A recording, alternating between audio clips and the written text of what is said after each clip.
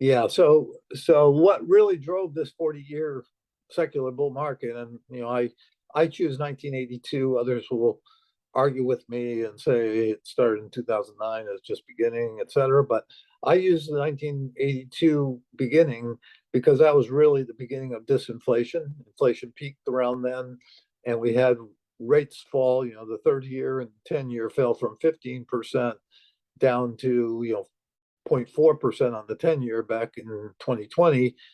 T-bills fell from 21% down to basically zero.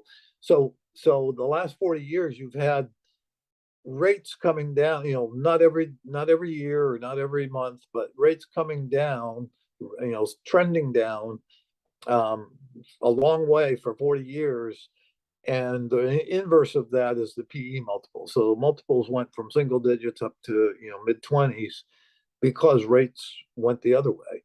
What we're going to see, and I do think we'll see a 0% 10-year in the bust. So next year, that'll mark the bottom in rates. And I say zero, but I think we may see a negative 10-year, a negative rate in 10-year, because the Fed's going to have to print so much money, and every other central bank too. Because what's happening in the global bust, the reason it's called a bust, is you're going to have a free falling financial system, global financial system. That means they will have to print money like crazy. Right now, what you hear is people saying, "Oh, QE is done. The Fed's not wanting to ever do QE again, or certainly not for a long time." It's not going to be very long. It's next year. I think you're going to see more QE than you've ever seen before, by a factor of several. So in other words, if we increase the Fed's balance sheet by $5 trillion in the last couple of years, I think we'll be increasing the Fed's balance sheet by $20 trillion in 2023-24.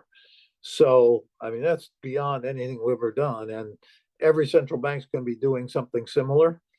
Different numbers, obviously, but proportionally similar. So we're going to see massive money. That massive money at first sends rates down.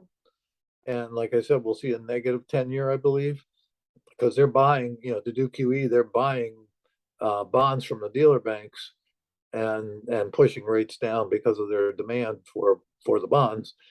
What will happen on the other side of the bust is all that massive money around the world is going to jumpstart an inflation cycle, the likes of which we've never seen. It'll make what we've seen this last year pale by comparison. It'll even make, I think, the early 80s pale by comparison. So you'll at least retrace that and probably more, which means inflation back in the early 80s got up 20%. You'll probably see it 25 or more. The 30-year got up to 15%. May actually, it'll either get back there or actually go to a higher high. So if you get rates moving from zero, let's just use a 10-year, zero or negative, up to 15% in between 2023 and 2030. Imagine what that does. I mean, that's a whole different environment.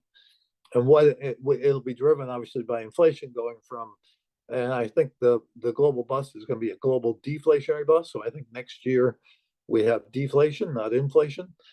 And so you go from deflation in 2023, by 2030, I expect it to be 20 to 25% inflation rates. That is just beyond anything anybody's seen, or beyond what markets can handle. It means you will have a cyclical bull market because that inflation is coming because of a recovery and too much money. You'll have a recovery, but it'll be a very different recovery. It'll be, rather than being driven by tech and growth, it'll be driven by reshoring, industrial stocks, commodity stocks in particular, more than anything else. I think oil prices can go to $400 or higher. So if you get oil going from, I'm calling for $30 WTI crude next year in the bust. If you go from 30 to 400 in 6 or 7 years, you can imagine what that is for you can see why interest rates are going to go up. If you get copper going, I think copper can get to $6 here in this last rebound, but then I think it can fall to maybe dollar or two. From that $1 or $2 in the bust, copper can go who knows where, $20, $30, I don't know. So it's commodity prices are going to go straight through the roof over a 6 or 7 year period. Now it's not going to take 20 years. So commodity stocks will do very well. Commodity producers will do well. The precious metals will do well. What won't do well are growth stocks that depend on declining interest rates. It's mostly you're capitalizing steady growth at ever lower interest rates. That's what the game was in the last 10 years and even longer. But what you're going to see is the opposite, where rates are going higher, it's going to squeeze PE multiples. So growth stocks won't do very well in that environment. And that makes sense. Every cycle is new leadership. Well, the leadership of the next cycle is commodities and industrials.